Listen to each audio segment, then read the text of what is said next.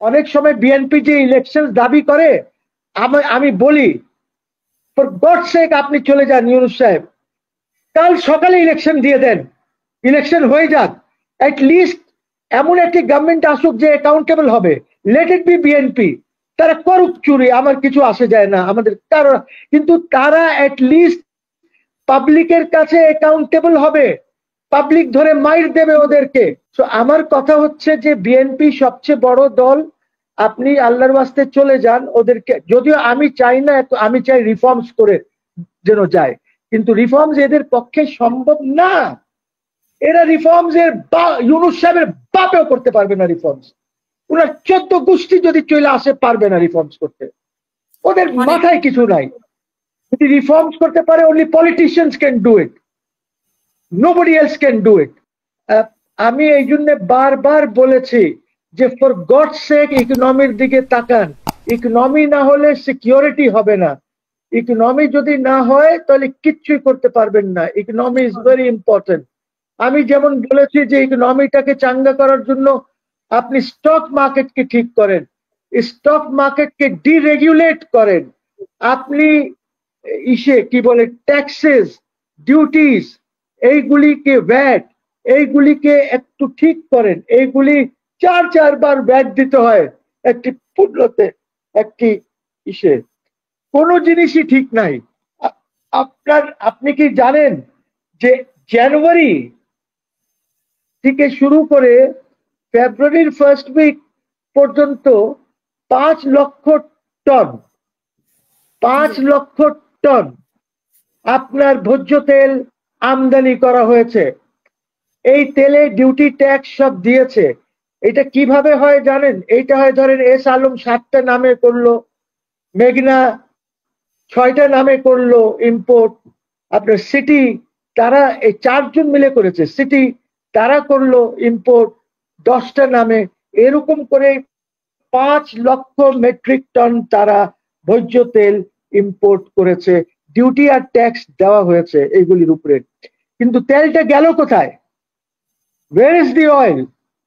আপনার আউটসাইড মানে outer anchorage থেকে যখন লাইটারেজ করে তখন এই তেল ওইখান থেকে এনে পাচার করে দিয়েছে।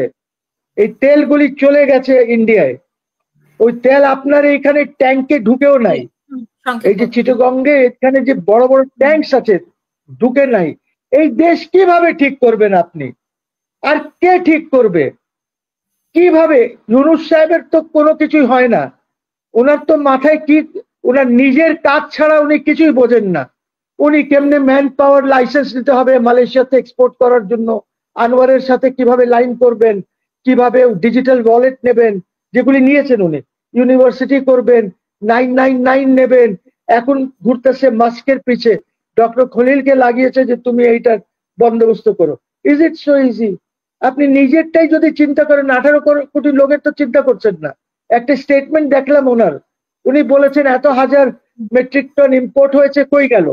নট 1000 টন, আমার দরকার আছে 23 লক্ষ মেট্রিক টন। এই 23 লক্ষ মেট্রিক টন আপনার জানুয়ারি থেকে নিয়ে গত ডিসেম্বর 24 পর্যন্ত ইম্পোর্ট হয়েছে প্রায় 60 লক্ষ মেট্রিক টন। কেউ কারোর কিছু খবর আছে? এই রোজা চলে এসেছে, যে কলা 60 টাকা দর্জন ছিল ওই কলা 100 টাকা দর্জন হয়ে গেছে, বা 4টা হোয়াট এভার, বুঝছেন? আপনি যান না, হাতই তো রাখতে পারবেন না কোথাও, গরিব মানুষকে মেরে ফেলতেছে, কোনো কন্ট্রোল নাই। অনেক সময় বিএনপি যে ইলেকশন দাবি করে, আমি বলি ফর গড সেক আপনি চলে যান ইউনূস সাহেব, কাল সকালে ইলেকশন দিয়ে দেন, ইলেকশন হয়ে যাক, অ্যাট লিস্ট এমন একটি গভর্নমেন্ট আসুক যে অ্যাকাউন্টেবল হবে। লেট ইট বি বিএনপি, তারা করুক চুরি, আমার কিছু আসে যায় না, আমাদের কারো, কিন্তু তারা অ্যাট লিস্ট পাবলিকের কাছে অ্যাকাউন্টেবল হবে, পাবলিক ধরে মাইর দেবে ওদেরকে। আওয়ামী লীগের লোকজন আছে তারা মাইর দেবে যদি না করে। ইলেকশন দিয়ে আপনি চলে যান, আল্লাহর ওয়াস্তে, আল্লাহর ওয়াস্তে ডিলে করেন না। কিন্তু সত্যি কথা যদি জিজ্ঞেস করেন, এই কারণেই বলছি চলে যাওয়ার জন্য, বিকজ দে আর চোরস। আপনি কি দেখেছেন এই শফিকুল আলম টালম, এই আমাদের নাহিদ টাহিদ কত টাকা নিয়ে ইয়ে করেছে, কার কাছে কত টাকা আছে, এগুলি বের হচ্ছে এখন। আপনার ইয়ে কি বলে এটাকে, স্ক্রিনশটস বের হচ্ছে, ওদের বিটকয়েনের ওদের ব্যালেন্স গুলি বের হচ্ছে। তারাই তো নতুন দল করলো, সেই নতুন দল Hasina things are very bad, খুব খারাপ। এইটা কাল সকালে, আর আমি বুঝি না একটা কথা, অ্যাটলিস্ট আমাদের তারিক সাহেবকে আল্লাহর ওয়াস্তে নিয়ে আসেন না।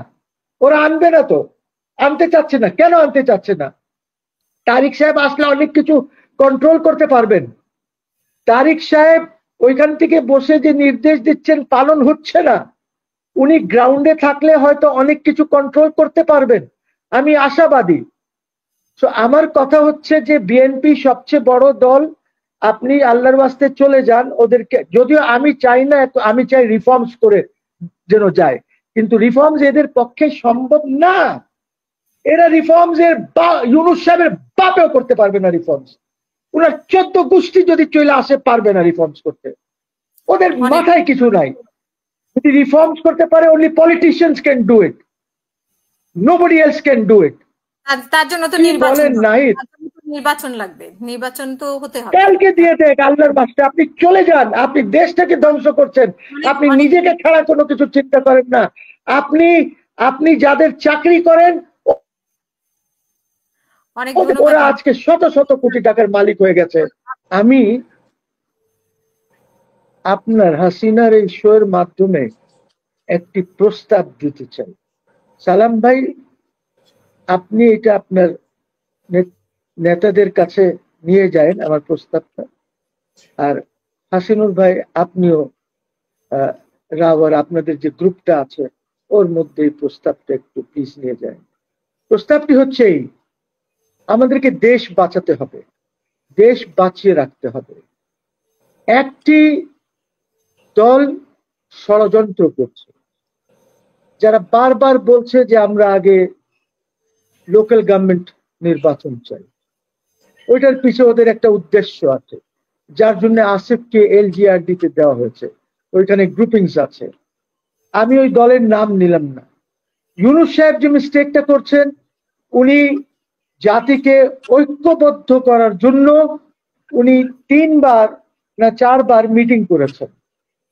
উনি করেন কি, উনি অনেকগুলি দল ওদেরকে ডাকেন, 2-3 মিনিট সময় দেন, 5 মিনিট কাউকে, 2 মিনিট, 1 মিনিট, তারপরে বসিয়ে দেওয়া হয়। ওইভাবে ঐক্য হয় না। Either he should have a round table conference, এক দলকে বা 2 দলকে নিয়ে বসে একটি বিস্তারিত আলোচনা করতে হবে 2-3 ঘন্টা সব বিষয় নিয়ে। তো যে প্রস্তাবটা আমি দিতে চাচ্ছি, 2 জনকেই যেহেতু পেয়েছি আর হাসিনার এই প্ল্যাটফর্মের মাধ্যমে প্রস্তাবটি দিতে চাচ্ছি। আমরা কি একটি charter of democracy and rule of law, অথবা charter of rule of law and democracy আমরা কি প্রণয়ন করতে পারি কিনা? এইটা বিএনপির পক্ষে বেশি সহজ হবে, বিকজ তারা হলো কিন্তু সবচেয়ে বড় দল, আওয়ামী লীগের চেয়ে অনেক অনেক অনেক বড় দল। তারা যে ইসলামিক দলগুলি আছে, আমরা আছি, বা রাওয়ার অফিসারদেরকে ডেকে সবাই মিলে আমরা যদি বসি, ধরেন 5-6 ঘন্টা করে 2 দিন যদি আমরা বসি, তাহলে সেখান থেকে একটি ছোট কমিটি, 3 জনের কমিটি করে দিলে তারা এই চার্টারটি বানায় ফেলবে, charter for rule of law and democracy, so that এইটা এই যত পলিটিক্যাল পার্টিস আছে তারা এটা সই করবে। আমি জানি না যে সই করবে না, কিন্তু majority and being the biggest party, ওনাদের সই হলেই হবে। ওনাদের নেতৃত্বেই ওই ছোট কমিটি 3-4-5 জনের যেটাই করুক, ওদের কাজ হবে ড্রাফট করা, ওই 2 দিন 3 দিনের আলোচনাকে সামনে রেখে a charter of democracy and rule of law, এই চার্টারটা সব কিছু আমরা কভার করে ফেলতে পারবো। তো এইটা একটি আমার অনুরোধ বিএনপির কাছে, আপনি আপনার স্ট্যান্ডিং কমিটিতে আলাপ করতে পারেন, আপনি আপনার নেতার সাথে লন্ডনে আলাপ করতে পারেন, যেভাবেই করেন। আর হাসিনুর ভাই, আপনিও, আপনার তো অনেক পরিচিতি আমি দেখেছি। আমি কোনো এরকম জায়গা নাই যেখানে আমি আপনাকে পাই না, দেখি না। আমি জানি কিভাবে তারা আপনাকে লাইক করে, আমিও লাইক করি অনেক বেশি। You have suffered a lot.